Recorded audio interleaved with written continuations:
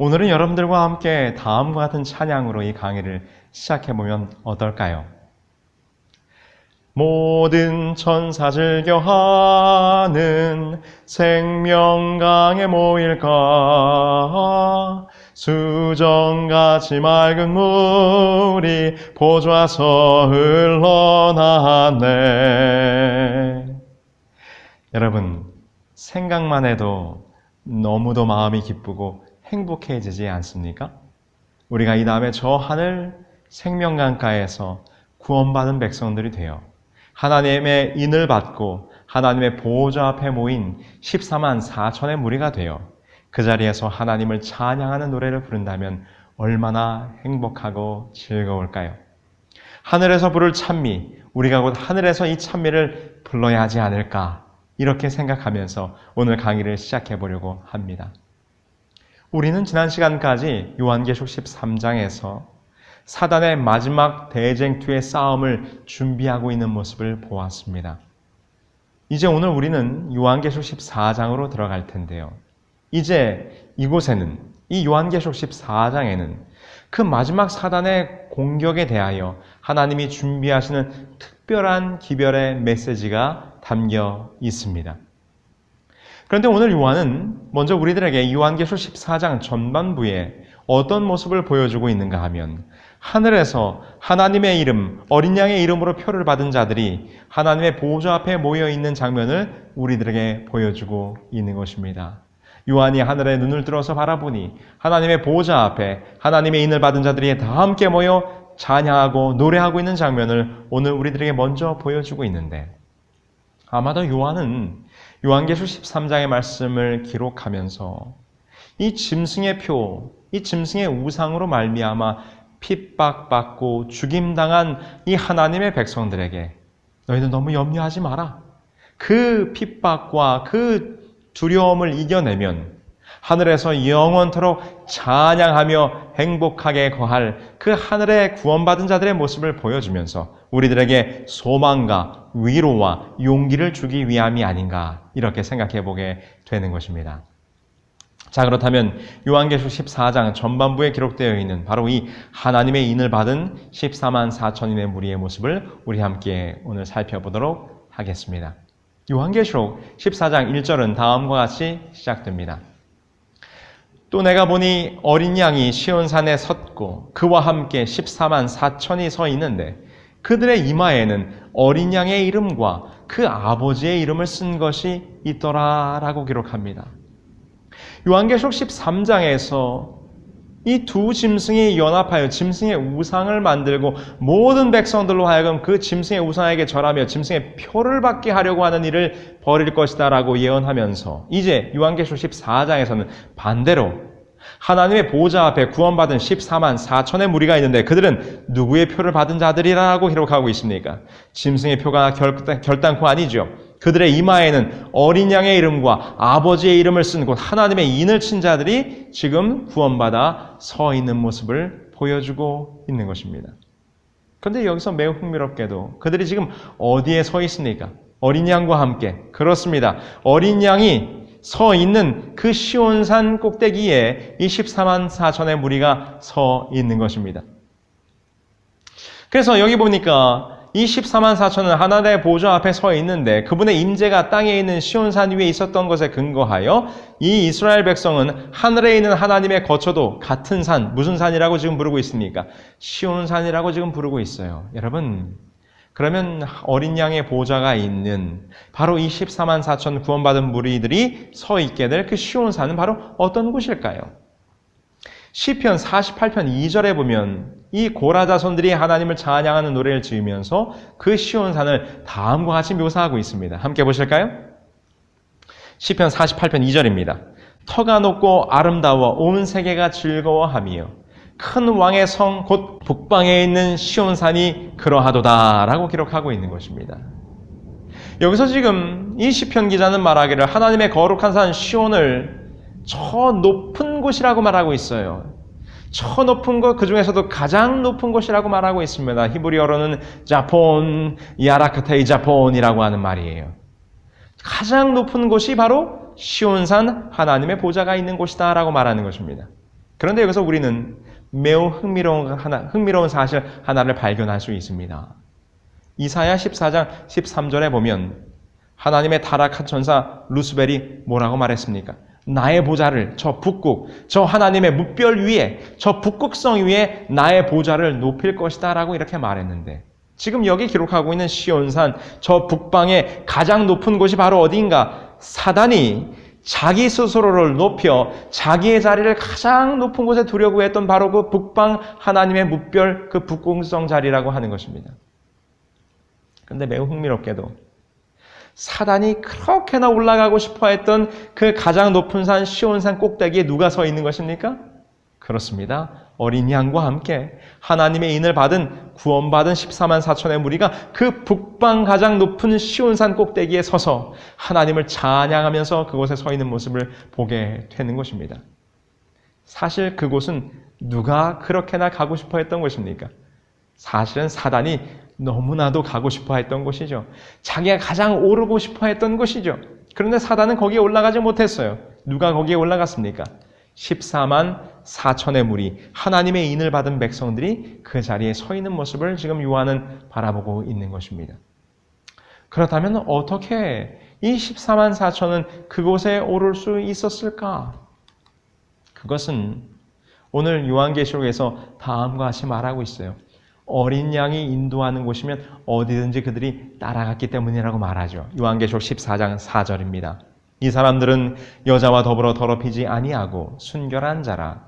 어린 양이 어디로 인도하든지 따라가는 자며 그 가운데에서 속량함을 받아 처음 익은 열매로 하나님과 어린 양에게 속한 자들이니 라고 기록하고 있는 것입니다. 여기서 중요한 비결이 하나 있어요. 사단은 자기 스스로 높여서 그 하나님의 보좌, 그 북극성 가장 높은 곳에 자기의 보좌를 높이려고 했어요. 그런데 자기 스스로 높아지려고 한 사단 그 짐승은 결단코 거기에 들어갈 수 없는 것입니다. 어떠한 자들이 거기에 가는가? 자기를 완전히 낮추고 겸손하여 자기의 의지는 완전히 죽인 채 오로지 누구만 따라갈 때? 어린 양 되신 예수 그리스도만 그곳에 따라갈 때 그 하나님의 보좌가 있는 저 북방 높은 곳 시온산 꼭대기에 서게 되는 영광을 누리게 된다는 것입니다. 우리 사랑하는 새벽성서학교 형제 자매 여러분, 우리는 어떤 삶을 살고 있습니까? 오늘도 여전히 내 안에 내 자아가 살아 있어서 내 인생 내 마음대로 내 뜻대로 살아가고자 한다면 우리는 그 시온산의 꼭대기에 서게 되지 못할 것입니다. 어떻게 해요? 오늘 나는 죽이고 내 안에 그리스도가 살아계셔. 그분이 살아가는 대로 내 삶을 맡긴다면 오늘 우리는 그분과 함께 어린 양의 보좌가 있는 시온산에 설 수 있게 될 것이죠. 그러면서 요한계시록 14장 4절에서는 여자와 더불어 더럽히지 아니하고 순결한 자가 그곳에 있더라라고 기록해요. 더럽히지 아니하고 순결한 여자. 성경에 보면 정결한 여자가 있고 또 부정한 여자가 있죠. 이 부정한 여자는 곧 배교한 교회를 나타내는 것이고 타락한 교회를 나타내는 것이고 우리는 요한계시록 13장을 통하여 그것이 로만 캐토릭의 세력에 함께하는 이 배교의 무리들인 것을 우리는 살펴보았습니다. 그러므로 이 배교한 교회와 그 짐승과 함께하지 아니했던 하나님의 말씀대로 하나님의 말씀에 전적으로 순종하며 살아갔던 자들이 이 죄와 타협하지 않고 진리를 따랐던 사람들이 바로 어린 양이 그들을 어디로 인도하든지 따라가는 자들이며 그들이 곧 시온산 꼭대기에 서게 될 것이라고 하는 것을 우리는 보게 되는 것입니다. 그래서 이 어린 양이 어디로 인도하든지 따라간다고 하는 것은 그분의 모든 말씀에 순종하며 하나님의 계명에 순종하며 살아가는 삶을 우리들에게 보여주고 있는 것이죠. 그러면서 5절에서는 그들을 다음과 같이 더 묘사하고 있지 않습니까? 그 입에 거짓말이 없고 흠이 없는 자들이더라 라고 기록하고 있어요. 그 입에 거짓말이 없다고 말합니다. 그들의 특징을 말하기를. 성경에서는 거짓말하는 사람을 아래와 같이 지목하고 있는데 요한일서 2장 4절입니다. 저를 아노라 하고 그의 계명을 지키지 아니하는 자는 거짓말하는 자요 진리가 그 속에 있지 아니하되 라고 말합니다. 누가복음 1장 6절에도 이 두 사람이 하나님 앞에 의인이니 주의 모든 계명과 규례대로 흠이 없이 행하더라 라고 말하고 있지요. 하나님 사랑합니다. 주여 주여 사랑합니다 라고 말만 하는 것이 아니라 말과 함께 주님을 사랑하는 만큼 주님의 말씀대로 순종하여 주님의 계명을 지키고 주님의 말씀대로 살아가는 자들이야말로 거짓말하지 않는 자들이라고 말하는 것입니다. 말로만 주여 주여 하며 하나님의 말씀대로 살아가지 않는 것을 성경은 말하기를 그 입에 거짓말하는 자라고 오늘 성경은 분명히 말하고 있는 것이죠. 그래서 지금 요한계시록 13장과 14장을 계속해서 우리가 연결하여 공부할 때 요한계시록 13장에서 사단은 그 여자의 남은 자손 하나님의 계명을 지키며 살아가는 순결한 백성들을 공격한다고 했지요. 그런데 오늘 우리는 그 핍박과 사단의 공격을 대항하여 누구의 말씀대로 하나님의 계명대로 순종하며 하나님을 사랑하는 진정한 삶을 살아갈 때 오늘 우리는 어떠한 백성이요? 14만 4천 하나님의 인을 받을 백성으로 우리는 설 수 있게 될 것을 오늘 요한계시록 14장에서는 다시 한번 우리들에게 분명히 보여주고 있는 것입니다. 그러면서 그들이 저 하늘 북방 시온산에 어린 양과 함께 서서 그들이 무엇을 하고 있다라고 기록하고 있는가? 요한계시록 14장 2절로 3절에 보면 그들이 노래를 부를 것이다 라고 기록하고 있습니다. 여기 함께 보시죠. 내가 하늘에서 나는 소리를 들으니 많은 물소리와도 같고 큰 우레소리와도 같은데 내가 들은 소리는 검은 고 타는 자들이 그 검은 고를 타는 것 같더라. 그들이 보좌 앞과 네 생물과 장로들 앞에서 새 노래를 부르니 땅에서 속량함을 받은 14만 4천 밖에는 능히 이 노래를 배울 자가 없더라 라고 기록합니다.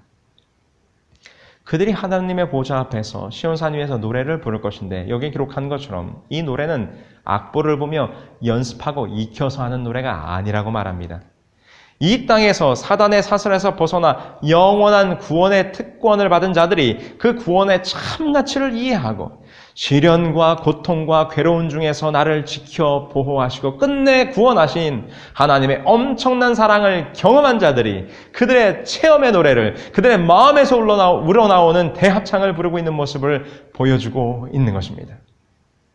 이 지구의 죄악 세상에서 구원받은 자 외에 다른 우주 거민들은 이러한 죄에서 건짐을 받은 구원의 경험이 없기 때문에 이 노래를 결단코 부를 수가 없는 것입니다. 이것은 바로 경험의 노래이기 때문이죠.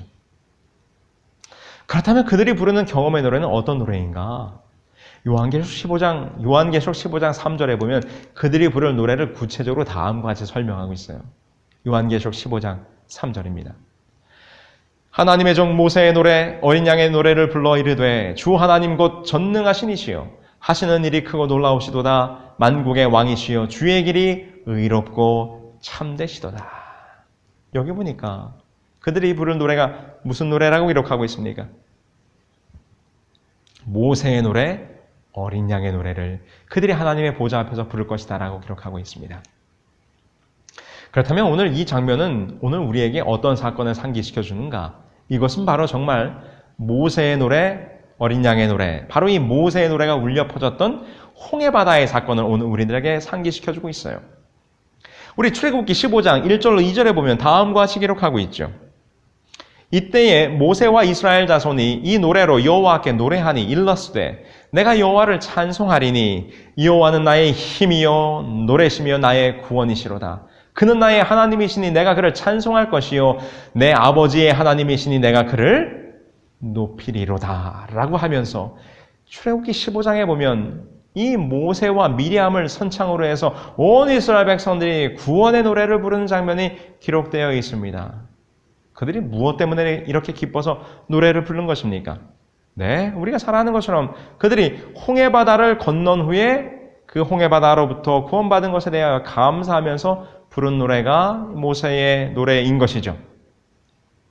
하나님께서 준비시킨 종 모세를 세우셔서 이스라엘 백성을 드디어 그 지긋지긋한 노예 생활에서 해방하여 애굽에서 나오게 되었습니다. 그런데 그들이 누렸던 해방의 기쁨도 잠시, 그들이 애굽을 나오자마자 바로 왕은 군대를 이끌고 이스라엘 백성들을 다시 잡으러 오는 것이었습니다. 그런데 갑작스럽게 애굽 군대의 추격을 받게 된 이스라엘 뒤에는 감히 상대할 수 없는 무서운 애굽 군대의 추격이 다가오고 있고 그들의 앞에는 무엇이요? 그들의 앞에는 그들의 힘으로는 도저히 건널 수 없는 홍해바다가 놓여져 있는 말 그대로 진퇴양난의 위기에 몰리게 되었습니다. 그런데 그때 하나님께서 그 이스라엘 백성들을 놀라운 방법으로 구원해내는 장면이 기록되어 있지 않습니까? 여기 함께 말씀을 보시죠.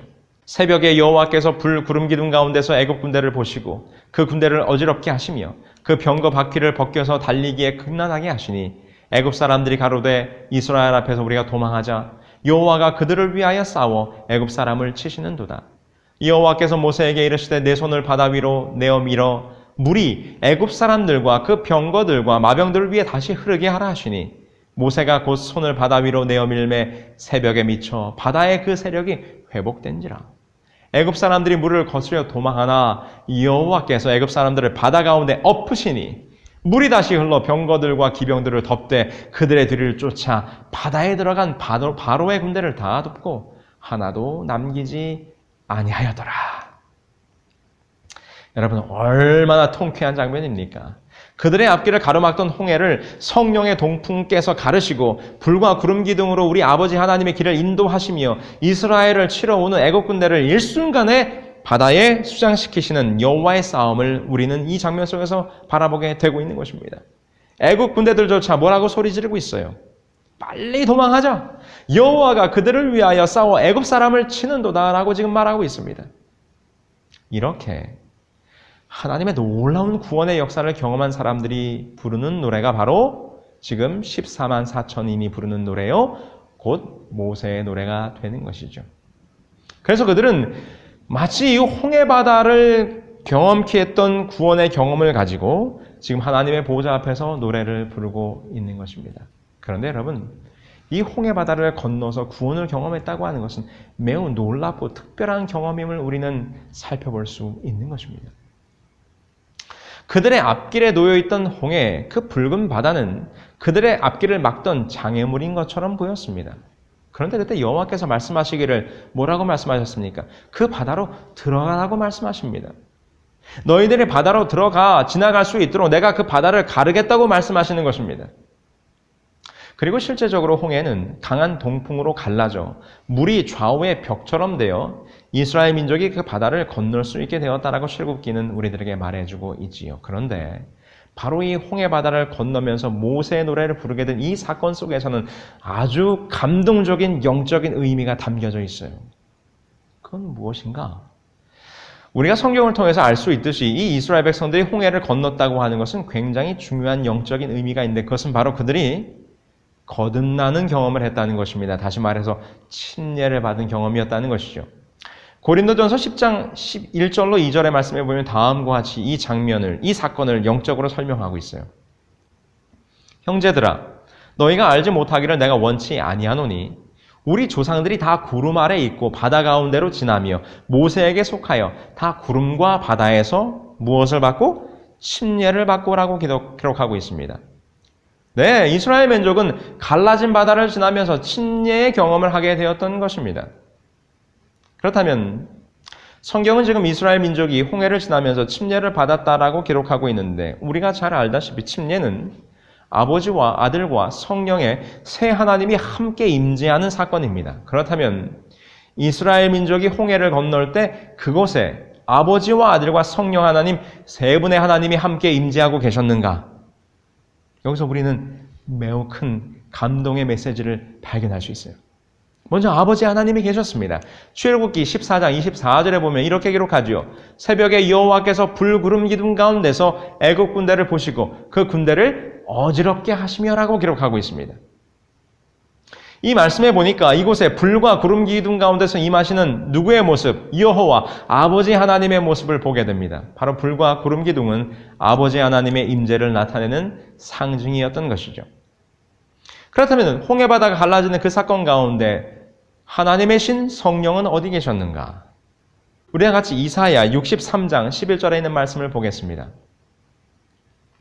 11절 그리고 14절에 있는 말씀을 보시죠. 백성이 옛적 모세의 날을 추억하여 가로되 백성과 양무리의 목자를 바다에서 올라오게 하신 자가 이제 어디 계시뇨? 그들 중에 성신을 두신 자가 이제 어디 계시뇨? 여호와의 신이 그들로 골짜기로 내려가는 가축같이 편히 쉬게 하셨도다.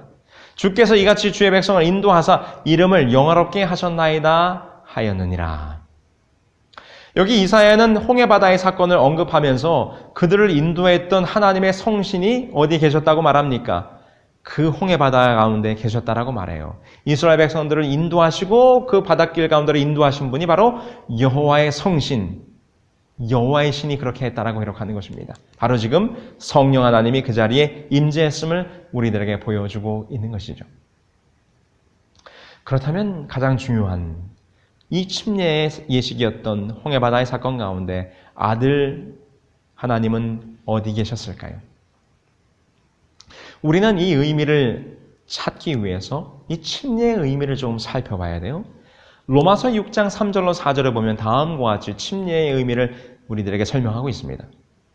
무릇 그리스도 예수와 합하여 침례를 받은 우리는 그의 죽으심과 합하여 침례받은 줄을 알지 못하느뇨. 그러므로 우리가 그의 죽으심과 합하여 침례를 받음으로 그와 함께 장사되었나니 이는 아버지의 영광으로 말미암아 그리스도를 죽은 자 가운데서 살리심과 같이 우리로 또한 새 생명 가운데서 행하게 하려 함이니라 라고 말합니다. 침례를 받는 것은 그의 죽으심과 함께 그의 죽으심 안으로 들어가는 것이고 그가 부활하신 것처럼 우리가 죽음 가운데서 일어나는 것이라고 오늘 설명하고 있어요. 그런데 오늘 우리가 읽은 한글 성경은 우리가 그분의 죽으심과 합하여라고 기록하고 있지만 이 합하여라고 하는 말의 본래 의미는 무엇인가? 이것은 헬라어 에이스라는 말이에요. 에이스란 말은 그 안으로 들어간다라는 의미를 가지고 있습니다. 그러므로 로마서 6장의 정확한 이 침례의 의미는 바로 예수 안으로 들어가서, 다시 말해 그분의 죽으심 안으로 들어가서 다시 나오는 것이 바로 침례를 받는 경험이라고 하는 것입니다. 그분의 죽으심 안으로 들어가는 것이라고 말하고 있어요. 자, 그렇다면 우리 다시 출애굽기 14장 21절에 있는 말씀 보실까요? 여기 보면 이렇게 이야기합니다. 모세가 바다 위로 손을 내어 민대 여호와께서 큰 동풍으로 밤새도록 바닷물을 물러가게 하시니 물이 갈라져 바다가 마른 땅이 된지라. 여기서 동풍은 바로 홍해 사건에 임재하신 여호와의 신, 그분의 성신, 성령을 의미하는 것이죠. 그런데 이 말씀을 보니까 무엇이 큰 동풍으로 갈라졌습니까? 네, 바다입니다. 큰 동풍이 불자 바다가 갈라졌다고 지금 오늘 성경은 이야기하고 있어요. 그러므로 성령께서 그 바다를 능력으로 가르셨습니다. 무엇이 바다를 갈랐다고요? 네, 바로 성령 하나님께서 바다를 갈랐다는 것입니다. 그런데 히브리서에 있는 말씀을 하나 더 보시죠. 히브리서 9장 14절입니다. 여기 보면 이렇게 기록해요. 하물며 영원하신 성령으로 말미암아 흠없는 자기를 하나님께 드린 그리스도의 피가 어찌 너의 양심으로 죽은 행실에서 깨끗하게 하고 살아계신 하나님을 섬기게 못하겠느뇨? 라고 기록합니다. 이 히브리서에 있는 말씀을 보니까 무엇이라고 기록하고 있습니까? 우리의 모든 행실을 깨끗하게 하시는 그리스도의 피가 그 흠없는 어린 양 예수 그리스도 자신이 누구로 말미암아 십자가에 들어졌다라고요? 네, 성령으로 말미암아 자기를 하나님께 제물로 드린 그리스도의 모습이다라고 오늘 히브리서는 설명하고 있는 것입니다. 그분의 보혈의 피가 흘려지게 된 이 십자가의 사건이 성령으로 말미암아 이루어졌다라고 하는 것을 오늘 우리들에게 깨닫게 해주는 것이죠. 그렇습니다. 로마서의 침례는 그분의 죽으심, 예수 그리스도의 죽으심 안으로 들어가는 것이라고 했습니다. 이스라엘 백성들이 아버지와 성령이 임재하시는 가운데 들어간 곳은 어디였습니까? 바로 바다였습니다. 붉은 바다, 홍해 바다였습니다. 무엇으로 갈라진 바다? 성령으로 말미암아 갈라진 바다. 그래서 히브리서에서 기록하듯이 성령으로 말미암아 자기를 들여 흠없는 어린 양의 피를 흘린 그리스도. 그러므로 붉은 홍해 바다는 곧 누구를 예표하는 것인가?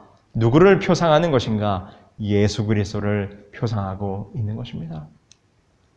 그래서 이스라엘 백성들이 그분의 갈라진 죽음을 통과함으로 로마서에서 기록한 대로 그분의 죽으심 안으로 들어감으로 그들이 침례를 경험하게 되었던 것이죠.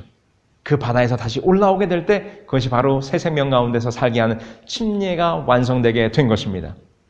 그들이 이제껏 애굽에서 지었던 모든 죄를 씻고 그들의 과거를 청산하고 새로운 백성으로 새 생명을 가진 하나님의 민족으로 거듭나는 경험이 어디 안으로 들어갈 때, 붉은 피의 바다, 그분의 보혈의 바다 안으로 들어갔다 나올 때 그들이 침례의 경험을 하게 되었음을 우리는 보게 되는 것입니다.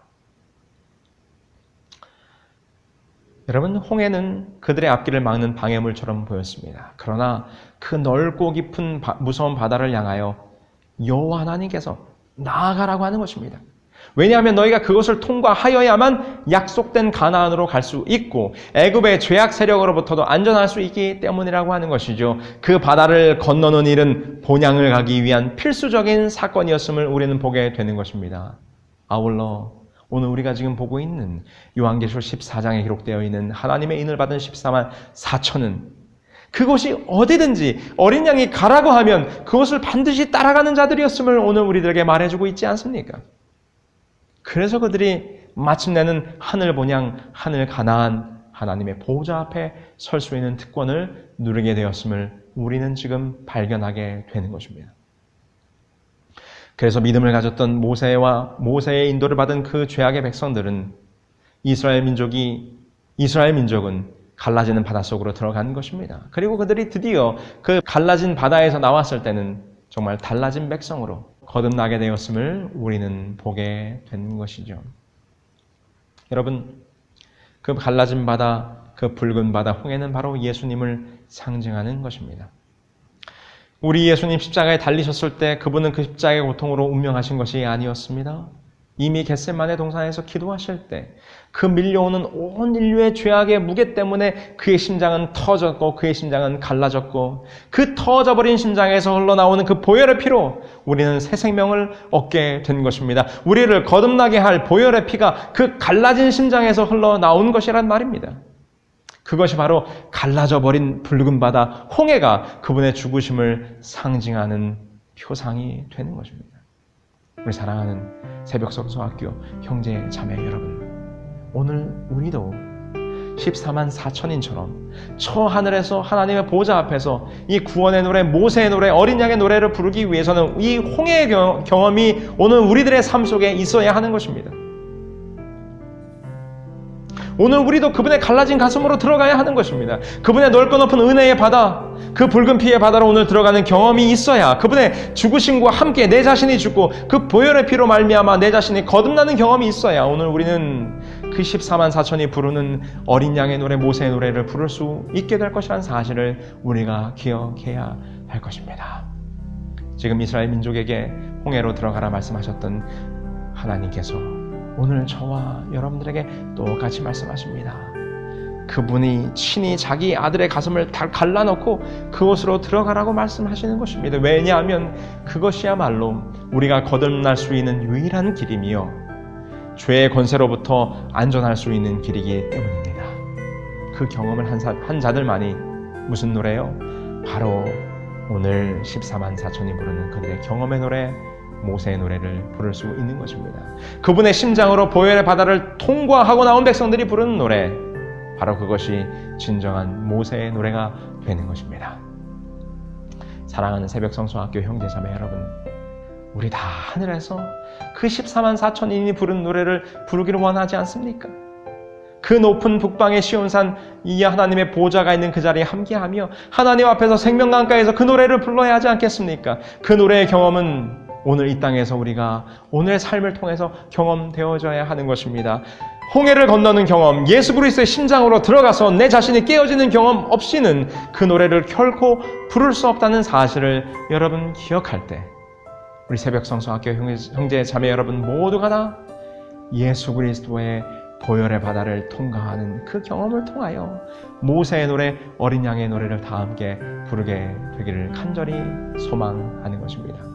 오늘 이 강의에 함께 참여하셨던 저와 여러분 모두가 다 머지않아 우리를 다시 데리러 오실 예수 그리스도와 함께 저 하나님의 보좌가 있는 저 북방의 시온산에 함께 서서 우리가 불렀던 이 찬양을 함께 부르는 그날이 오기를 고대하며 우리 그날을 위해서 준비하는 오늘 하루가 되기를 간절히 소망하며 강의를 마치겠습니다.